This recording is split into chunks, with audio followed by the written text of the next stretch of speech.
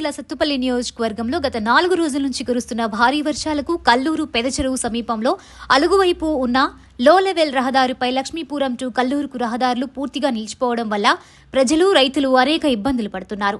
విషయం తెలుసుకున్న ఎమ్మెల్యే మట్ట రాగమయ్య దయానంద్, ముఖ్య అనుచరులు భాగం ప్రభాకర్, కాంగ్రెస్ నాయకులు ఆ ప్రాంతానికి చేరుకుని ప్రొక్లైన్లతో బ్రిడ్జ్ కింద ఉన్నటువంటి మట్టి సకలనం తొలగించి పలు గ్రామాల ప్రజలు కల్లూరు పట్టణానికి రావడానికి అవకాశం కల్పించి తమ మానవత్వం చాటుకున్నారు. ఈ సందర్భంగా రైతులు, విద్యార్థులు, పలు గ్రామాల ప్రజలు హర్షం వ్యక్తం చేశారు. ఈ కార్యక్రమంలో భాగం ప్రభాకర్, ఎంపీడీఓ ఎస్ఐ షాకీర్, మట్ట రామకృష్ణ తదితరులు పాల్గొన్నారు.